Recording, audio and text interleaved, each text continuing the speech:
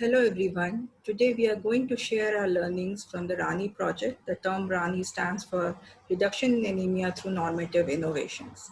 This field-based intervention is currently ongoing in Atmalik and Kishore blocks of Angul district.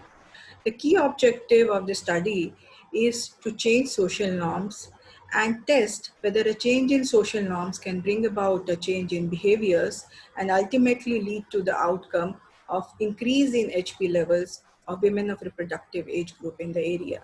To achieve this ultimate objective of improvement in HP levels, we are also looking at improving the existing knowledge levels of all key stakeholders, including WRAs on anemia and related issues, increase IFA supplement consumptions, improve dietary diversity in the area, and also address the various myths which prevent women from taking IFA.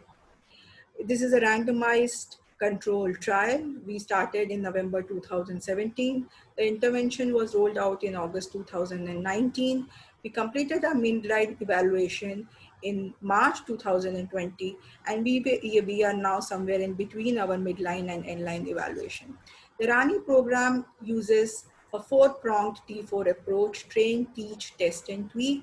Under the train component, we conduct participatory learning sessions on anemia and various anemia reduction strategies with SHG groups, other community members, policymakers, and frontline workers. Under the teach component, we have 6 tablet-based videos which are shown to all the key stakeholders. Every month under the test component, we conduct HB testing of women in the villages. The numbers of HB tests conducted per village ranges between 15 to 50 depending on the size of the population. And the results of this HB test are shared at the individual, at the group, and at the community level. At the very outset of the intervention, we had decided that this is going to be a very adaptive intervention. So whenever we have any feedback, there's any issues which come up in the field, like when we had the COVID situation. So the intervention is tweaked to kind of adapt to this change or this concern which arises in the field. We started off as a demand side intervention, but very shortly into the intervention, we realized that we also need to support the supply chain if we want to run our intervention successfully.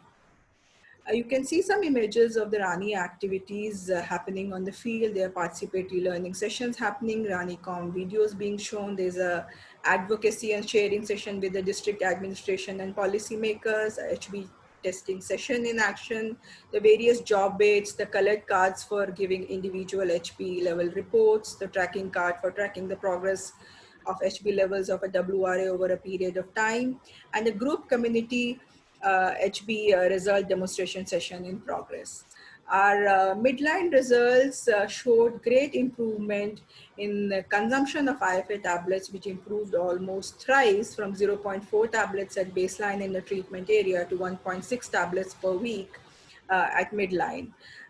Women who follow the IFA guidelines for like women who have anemia, 2 tablets per day, and women who did not have anemia, who had normal HP readings, 1 tablet per week, had increased by 29% at midline in the treatment arm.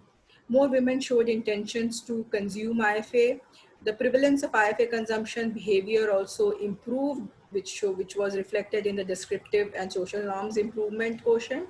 Dietary diversity also improved among women in the treatment arm. We are yet to decode this, but the effect of the intervention on the women aged 30 to 49 years was much higher than younger women. There were small nudges in hemoglobin, but we did not see any significant difference.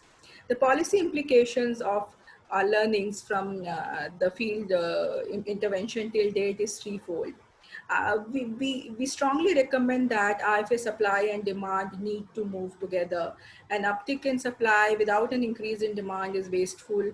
And while we drum up demand, if there's no adequate supply to match up to it, then it's counterproductive.